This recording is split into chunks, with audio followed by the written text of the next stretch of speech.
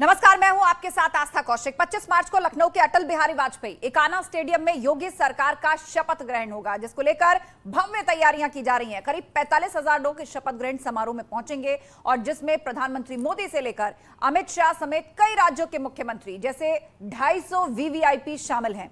प्रधानमंत्री मोदी के आगमन कार्यक्रम को देखते हुए एसपीजी सुरक्षा व्यवस्था का जायजा लेने स्टेडियम भी पहुंच चुकी है। लखनऊ के डीएम ने स्टेडियम में ऑफिसर्स के साथ बैठक भी की। एकाना स्टेडियम के आसपास 3 हेलीपैड्स बनाए जा रहे हैं, जिसमें कि खास मेहमानों के विमान उतारने की व्यवस्था होगी। तो 25 मार्च को शपथ ग्रहण होना है। मुख्यमंत्री योगी आदित्यनाथ एक बार फिर से मुख्यमंत्री की शपथ लेने जा रहे हैं। उसके लिए तैयारियां किस बड़े पैमाने पर की जा रही हैं, वो इन 5 तस्वीरों में हम दिखा रहे हैं। तो देश भर से बीजेपी के कार्यकर्ता योगी सरकार के शपथ ग्रहण में शामिल होंगे। उनके रुकने और आने जाने को लेकर गाड़ियों का इंतजाम किया गया है। बीजेपी नेताओं का यह कहना है कि कार्यकर्ताओं में गजब का उत्साह है और इसीलिए हजारों कार्यकर्ता लखनऊ आ रहे हैं। आने के बाद, इतने चुनाव में बड़ी संख्या में जीत होने के बाद भारतीय जनता पार्टी का कार्यकर्ता स्वाभाविक रूप से बहुत ही उत्साहित है, बहुत ही आनंदित है और इसलिए 25 तारीख को 25 मार्च को आयोजित होने वाले शपथ ग्रहण समारोह में आने के लिए सभी लोग उत्साहित हैं। और उस उत्साह को देखते हुए पार्टी ने पूरे उत्तर प्रदेश के जो है निचले स्तर पे बूथ स्तर से लोग लखनऊ आ सकें, समारोह में शामिल हो सकें, इसकी व्यवस्था की जा रही है। और उसी के कारण एक बड़े स्थान का जो है निर्धारण किया गया है। श्रद्धेय अटल बिहारी वाजपेयी एकाना स्टेडियम में इस समारोह को आयोजित किया गया है। तो किस तरह शपथ ग्रहण की तैयारियां चल रही हैं, इस पर नजर बनाए हुए हमारे सहयोगी अनामिका सिंह एकाना स्टेडियम से हमारे साथ लाइव जुड़ रही हैं और संकेत मिश्रा भी लखनऊ से हमारे साथ लाइव हैं। लेकिन सबसे पहले अनामिका, ये बताइए, आप उसी एकाना स्टेडियम में इस वक्त मौजूद हैं जहां पर युद्ध स्तर पर तैयारियां चल रही हैं, सुरक्षा इंतजामों को परखा जा रहा है, एसपीजी वहां पर पहुंच चुकी है। अब क्या तस्वीरें मिलने जा रही? कहा जा रहा है कि भव्य और बहुत बड़ा समारोह ये होने जा रहा है। बिल्कुल, देखिए, शपथ ग्रहण कार्यक्रम तो 2017 में भी हुआ था। हमें याद है कि रमाबाई मैदान में कार्यक्रम किया गया था जिसमें पीएम मोदी भी शामिल हुए थे। लेकिन इस बार उस वेन्यू को चेंज करके इस स्टेडियम को चुना गया इस भव्य कार्यक्रम के लिए। ये अटल बिहारी वाजपेयी एकाना स्टेडियम है। हालांकि इसका जो नामकरण है अटल बिहारी वाजपेयी के नाम पर, यह भी बीजेपी सरकार ने ही किया था और इसीलिए इसको वेन्यू के तौर पर चुना गया जहां पे बड़ा कार्यक्रम हो रहा है। क्योंकि यहाँ पे जो सिटिंग अरेंजमेंट है वो 50,000 से ज्यादा की है। जो ग्राउंड है वहां पर 15,000 से ज्यादा लोग खड़े हो सकते हैं। लिहाजा माना जा रहा है कि 70,000 से ज्यादा लोग एक जगह पे इकट्ठे हो सकेंगे। तो यही वो वेन्यू है जहां पे ये संभव हो सकेगा। मैं स्टेडियम के बिल्कुल बाहर मौजूद हूँ। ये वीवीआईपी एंट्री गेट है जहां पे देख रही हैं आपको कुछ लोग आते जाते दिखाई दे रहे हैं। ये वर्कर्स हैं जो अंदर साज सज्जा जो काम चल रहा है उसमें शामिल हो रहे हैं। बड़ी बात यह कि 4-5 दिनों से लगातार अधिकारी यहां पर आ रहे हैं, लेकिन आज एसपीजी ने इस पूरे स्टेडियम को अपनी निगरानी में ले लिया है। अंदर बैठकें हुई हैं। कमिश्नर खुद आए थे लखनऊ की यहाँ पे बताने के लिए एसपीजी को कि क्या क्या व्यवस्थाएं की गई हैं। 5 एंट्री गेट बनाए गए हैं यहाँ पे लोगों के एंट्री एग्जिट के लिए। वीवीआईपी पार्किंग के लिए 4 अरेंजमेंट की गई है। एक पार्किंग आपको दिखाई देगी ठीक सामने 4 नंबर गेट के आगे और 3 पार्किंग और भी बनाई गई है। लेकिन जो ये वाली पार्किंग है, यहाँ पे वीवीआईपीज की गाड़ियां पार्क हो सकेंगी। ये तो रही गाड़ियों की पार्किंग की बात, लेकिन हेलीपैड भी बनाए गए हैं। अंदर एक हेलीपैड बनाया गया है खास तौर पर पीएम मोदी का विशेष विमान उतरने के लिए। इसके अलावा एक और हेलीपैड बनाया गया है जहां पे अलग अलग राज्यों के जो मुख्यमंत्री आ रहे हैं उनके विमान उतर सके, इसके लिए हेलीपैड बनाया गया है। एक हेलीपैड बनाया गया है 112 जो संस्था है, उस ऑफिस के बिल्कुल बगल में एक संस्था है, उसका दफ्तर चूज किया गया, उस एरिया को चूज किया गया हेलीपैड के लिए। बताया जा रहा है कि अब एसपीजी तय करेगी कि उसे कौन कौन से हेलीपैड इस्तेमाल करने हैं सिक्योरिटी के एहतियात बरतते हुए। लेकिन बड़ी बात यह कि आज शाम 4 बजे उत्तर प्रदेश के मुख्य सचिव दुर्गा शंकर मिश्रा, एसीएस होम अवनीश अवस्थी और एसीएस सूचना नवनीत सहगल 4 बजे यहां पर आने वाले हैं फाइनल निरीक्षण के लिए शपथ ग्रहण तैयारियों को लेकर। क्योंकि कल जिस तरीके से अमित शाह आ रहे हैं, चुनाव होना है नेता का, विधायक दल की बैठक होनी है। बिल्कुल बिल्कुल, जो तैयारियां हैं अनामिका युद्ध स्तर पर चल रही हैं, सिक्योरिटी से लेकर सजावट तक, व्यवस्था तक, सब कुछ सुनिश्चित किया जा रहा है। आपके पास हम लौटेंगे, लेकिन फिलहाल रुक करना चाहेंगे संकेत मिश्रा का, वो भी हमारे साथ जुड़ रहे हैं। संकेत, कहा जा रहा है कि 250 से ज्यादा वीवीआईपीज जो हैं वो 25 तारीख को इस एकाना स्टेडियम में मौजूद होंगे। एसपीजी वहां पर पहुंच चुकी है। इसके अलावा और कौन से चीफ गेस्ट या खास वो चेहरे हैं जो नजर आने वाले हैं? भारतीय जनता पार्टी के प्रदेश मुख्यालय में एक बैठक आयोजित हो रही थी अवध क्षेत्र की, और यहाँ इस अवध क्षेत्र के तमाम विधायकों को बुलाया गया था और जो पदाधिकारी हैं उनको बुलाया गया था। राजेश्वर सिंह जी हमारे साथ हैं, श्रीनगर से विधायक हैं। सर, क्या कुछ तैयारियां हैं शपथ ग्रहण को लेके? नहीं, जनता बहुत उत्साहित है, कार्यकर्ता बहुत उत्साहित हैं। भारी संख्या में पूरे हर जगह से, उत्तर प्रदेश में हर जिले से लोग आ रहे हैं। उनके लिए हमें इंतज़ाम करना है, आए देखें, अच्छे से कार्यक्रम हो और प्रसन्न मुद्रा में जैसे आ रहे हैं वैसे ही उत्साहित होकर वापस जाएं। बिल्कुल। तो ये राजेश्वर सिंह थे, इनका सीधे तौर पर कहना है कि शपथ ग्रहण की जो तैयारियां हैं उसको लेकर ये बैठक आयोजित की गई थी और इसमें निर्देश दिए गए हैं तमाम विधायकों को और जो पदाधिकारी हैं उनको कि शपथ ग्रहण को भव्य बनाया जाए। भारतीय जनता पार्टी संगठन पूरी तरीके से जुटा हुआ है और कल भी बैठक भारतीय जनता पार्टी के प्रदेश कार्यालय में आयोजित की गई थी और अब बैठक खत्म हुई है। 1 घंटे तक लगभग ये बैठक चली है। इसमें तमाम विधायक और अवध क्षेत्र के तमाम पदाधिकारी भी मौजूद रहे। जी जी बिल्कुल। और संकेत, इस बारे में कोई सूचना मिल पाई है क्या कि मुख्यमंत्री योगी आदित्यनाथ के साथ और कितने मंत्री हैं जो शपथ ले सकते हैं? इस पर कोई चर्चा?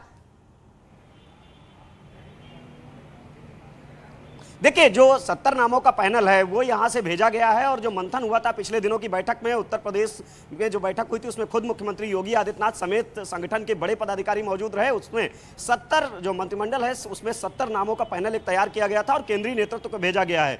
उन पर मंथन हुआ है। उम्मीद ये जताई जा रही है कि 40 नाम ऐसे हैं, 40 से ज्यादा मंत्री बन सकते हैं और उसमें कई नाम ऐसे हैं जो चौंकाने वाले नाम होंगे। जी जी बिल्कुल, चौंकाने वाले नाम होंगे और सबको इंतजार है। जो चिर परिचित अंदाज है भाजपा का कि ऐन मौके तक खबर या कयास जो है वो कयास भरी रहते हैं। असल कंफर्मेशन तभी होती है जब एक्चुअल अनाउंसमेंट या शपथ का समय सामने आता है, लेकिन तब तक चर्चाएं काफी रहती हैं। आप दोनों नजर बनाए रखिए। फिलहाल बातचीत के लिए बहुत शुक्रिया अनामिका और संकेत, आप दोनों का।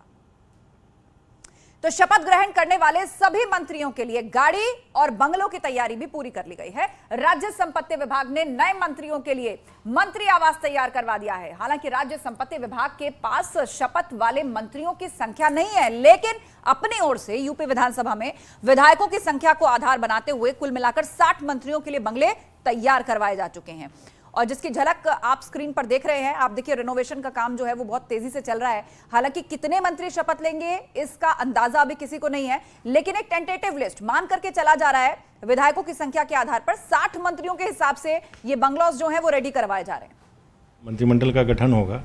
गठन होने के उपरांत जो है, जो हमारे मंत्री आवास के रूप में चिन्हित बंगले हैं, कालिदास मार्ग, विक्रमादित्य मार्ग, NDMR और अन्य सरकारी कॉलोनी में, उन बंगलों का चिन्हांकन ऑलरेडी है और जो भी माननीय मंत्रीगण बनेंगे, शपथ लेंगे, उनको सक्षम स्तर से अनुमोदन के उपरांत उनको बंगले आवंटित किए जाएंगे और उनको बंगले में साज सज्जा आदि की व्यवस्था राज्य संपत्ति विभाग के द्वारा कराई जाएगी। मेंटेन करने के उपरांत उनको बंगला हैंडओवर किया जाएगा। वहीं दूसरी तरफ बसपा सुप्रीमो मायावती ने ट्वीट करके समाजवादी पार्टी के अध्यक्ष अखिलेश यादव पर निशाना साधा है। मायावती ने लिखा है कि उत्तर प्रदेश में अंबेडकरवादी लोग कभी भी अखिलेश यादव को माफ नहीं करेंगे।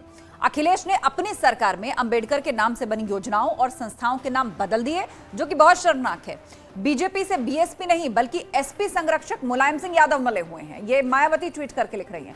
उन्होंने पिछली बार योगी के शपथ ग्रहण में अखिलेश यादव को बीजेपी से आशीर्वाद दिलाया और अब अपने काम के लिए एक सदस्य को बीजेपी में भेज दिया है, ये जग जाहिर है।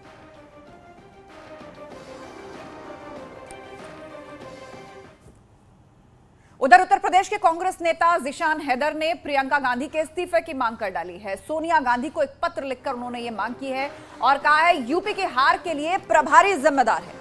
प्रियंका को यूपी के पदभार से अब मुक्त किया जाए। जिशान हैदर ये चिट्ठी लिख रहे हैं सोनिया गांधी को और आगे लिखते हुए वो कहते हैं कि सिर्फ प्रदेश अध्यक्ष कैसे जिम्मेदारी हो सकती है। एआईसीसी सदस्य हैं जिशान हैदर और जिन्होंने ये बातें उस चिट्ठी में लिखी हैं जो सोनिया गांधी को भेजी है और उसमें प्रियंका गांधी के इस्तीफे की मांग की गई है कि प्रभारी जिम्मेदार होता है कि प्रदेश में कैसी परफॉर्मेंस रही पार्टी की। तो प्रियंका गांधी प्रभारी है यूपी की, तो अब उनको इस्तीफा देना चाहिए। हार के लिए प्रभारी जिम्मेदार, ये वो चिट्ठी भी देख रहे हैं आप स्क्रीन पर। प्रियंका को यूपी के पदभार से मुक्त किया जाए, ये मांग कर रहे हैं जिशान हैदर। केवल पीसीसी अध्यक्ष जिम्मेदार नहीं है।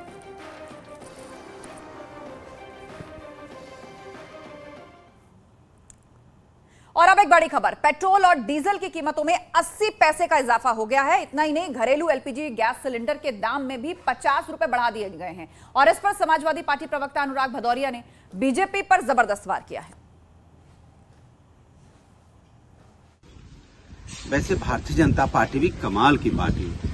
80 पैसे डीजल की कीमत बढ़ा दी गई, 50 रुपए गैस सिलेंडर महंगा कर दिया गया। अब ऐसे ही रोज जनता की सांसें किस्तों में छीनी जाएंगी। क्यों भैया? चुनाव खत्म हो चुका है, महंगाई तो शुरू होनी ही है। यही तो भारतीय जनता पार्टी की फितरत है। कुछ और खबरों का रुख करते हैं। ग्रेटर नोएडा के रबुपुरा थाना क्षेत्र में चेकिंग के दौरान पुलिस और बदमाशों के बीच में मुठभेड़ हो गई है, जिसमें बदमाश आमिर उर्फ अमन गोली लगने से घायल हो गया है। बदमाश दिल्ली के मयूर विहार का रहने वाला है और उसके कब्जे से अवैध तमंचा, जिंदा कारतूस, चोरी की एक मोटरसाइकिल जब्त कर ली है पुलिस ने। यह आरोपी गैंगस्टर एक्ट में जेल जा चुका है। पुलिस ने जब रुकने का इशारा किया तो बदमाश ने पुलिस पर ही गोली चला दी। पुलिस पार्टी पर फायर करने का प्रयास किया, परंतु आत्मरक्षार्थ कार्रवाई में पुलिस पार्टी ने उस पर फायर किया, जिसमें वह घायल हो गया है। इसको इलाज के लिए अस्पताल भेजा जा चुका है।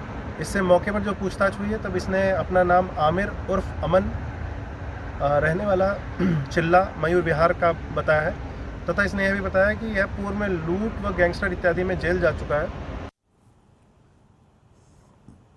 उधर लखनऊ के मोहनलालगंज में बिल्डर के अवैध कब्जे पर प्रशासन ने कार्रवाई की है। अवैध निर्माण को प्रशासन ने बुलडोजर से ध्वस्त कर दिया है। मामला सलेमपुर गांव का है, जहां बिल्डर ने दस्तावेजों में बंजर दर्ज 5 बीघे जमीन पर कब्जा कर रखा था। प्रशासन ने उस सरकारी जमीन को अब अवैध कब्जे से मुक्त करा लिया है।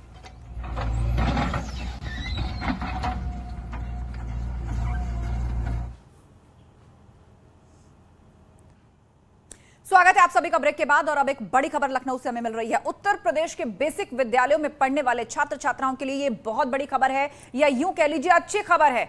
शैक्षिक सत्र मतलब जो अब सेशन शुरू होने जा रहा है, एकेडमिक सेशन 2022-2023 में भी यूनिफॉर्म, स्कूल बैग, स्वेटर और जूते मोजे खरीदने के लिए धनराशि अभिभावकों के बैंक अकाउंट्स में भेजी जाएगी, जैसा कि यूपी सरकार ने पहले भी किया था। और अगले सेशन में भी यही सुविधा सभी अभिभावकों को दी जाएगी।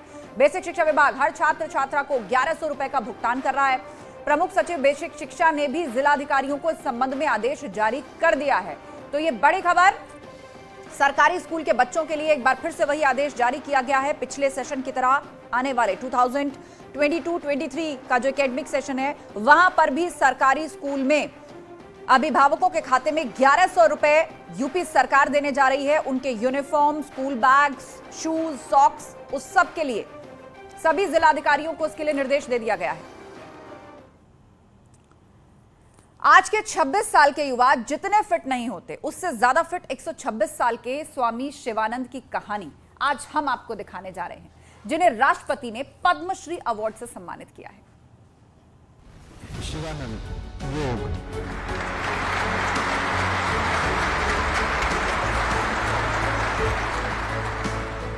ये हैं 126 साल के योग गुरु स्वामी शिवानंद।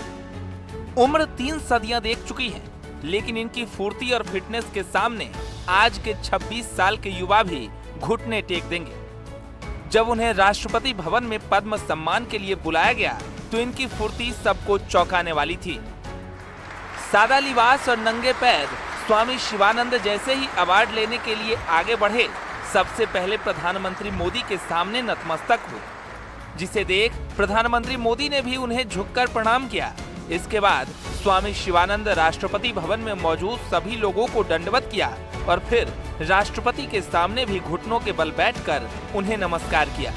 ये देख राष्ट्रपति रामनाथ कोविंद उठकर आगे आए और उन्हें उठाकर उनका सम्मान किया। इस दौरान पूरा राष्ट्रपति भवन तालियों की गड़गड़ाहट से गूंजता रहा।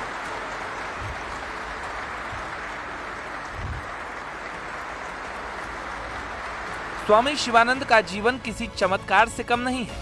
स्वामी शिवानंद के पासपोर्ट के मुताबिक उनका जन्म 8 अगस्त 1896 को हुआ है। 1896 में जन्मे बाबा शिवानंद बंगाल से काशी पहुंचे थे। गुरु से शिक्षा लेने के बाद वे योग और धर्म में बड़े प्रकांड पुरुष साबित हुए। 1925 में गुरु के आदेश पर शिवानंद विश्व भ्रमण करने निकले और 34 साल तक अमेरिका, यूरोप, ऑस्ट्रेलिया, रूस जैसे देशों की यात्रा की। जब वो लौटे तो भारत अपना 9वां गणतंत्र दिवस मना रहा था। 19वीं सदी में जन्मे स्वामी शिवानंद 20वीं और 21वीं सदी यानी 3 सदियां देख चुके हैं। सादा जीवन, उच्च विचार को लेकर चलने वाले स्वामी शिवानंद ने अपनी जिंदगी को योग और भारतीय जीवन पद्धति को समर्पित कर दिया है। Bureau report, news 18।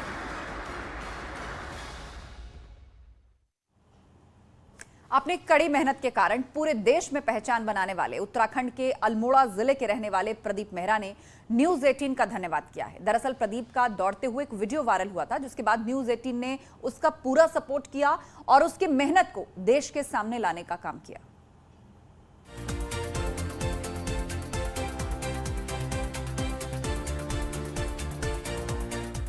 ऑफिस से घर की ओर दौड़ते 19 साल का नौजवान प्रदीप मेहरा रातों रात सोशल मीडिया पर छा गया। जिसे कल तक कोई नहीं जानता था, आज कड़ी मेहनत और लगन उसकी पहचान बन गई है। पहले मुझे 3 दिन पहले मुझे कोई जानता नहीं था, ज़्यादा मतलब वही अपने फैमिली जो जानती थी, लेकिन आज पूरा देश मेरी फैमिली बन के मेरे साथ खड़ा है और हर कोई मुझे सपोर्ट कर रहा है, हर कोई मुझे मोटिवेट कर रहा है कि दौड़ प्रदीप, तेरी मेहनत तेरी कामयाबी का कारण बनेगी करके। मतलब अब जो भी है, मतलब पूरी दुनिया मेरे साथ मुझे मोटिवेट कर रही है, तो मुझे बहुत अच्छा और बहुत बढ़िया फील हो रहा है। जब मैं दौड़ता हूँ तो उस वक्त हाँ सोचता हूँ कि दिमाग में मेरे साथ ये हुआ था, अगर मैं अच्छे से मेहनत करूँगा तो मैं क्या पता वर्दी में भी बड़ी जल्दी ही दिखाई दूँ। दरअसल अल्मोड़ा का रहने वाला प्रदीप मेहरा नोएडा में रहकर जॉब के साथ साथ सेना की तैयारी भी करता है, जिसके लिए वो रोज करीब 10 किलोमीटर ऑफिस से घर दौड़ लगाते हुए आता है। सुबह आर्मी की तैयारी के लिए प्रैक्टिस नहीं कर पाता, क्योंकि खाना बनाना और समय पर ऑफिस पहुंचना होता है। मां लंबी बीमारी के कारण अस्पताल में भर्ती है, लेकिन प्रदीप को उम्मीद है कि उसकी लगन और मेहनत उसे एक दिन फौज की वर्दी जरूर दिलाएगी और वर्दी पहनकर वो देश की सेवा जरूर करेगा।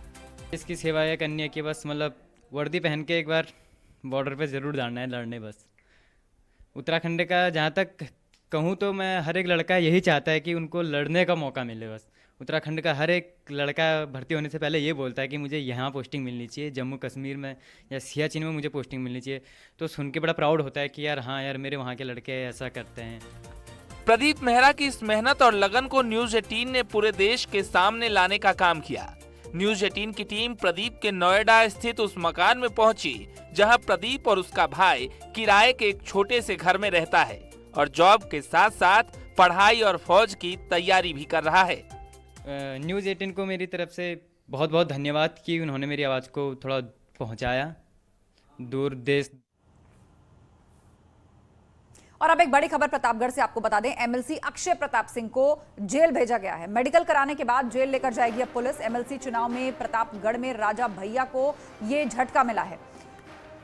कोर्ट ने निवर्तमान एमएलसी को जेल भेजा है। कोर्ट ने 23 मार्च को सजा के ऐलान के लिए मुकर्रर कर दिया है। फर्जी पते पर शस्त्र लाइसेंस लेने के मामले में कोर्ट ने उन्हें दोषी करार दिया था और राजा भैया के बेहद करीबी और रिश्तेदार हैं अक्षय प्रताप सिंह। और रुकेंगे एक ब्रेक के लिए, कहीं मत जाइएगा, जुड़े रहिए हमारे साथ।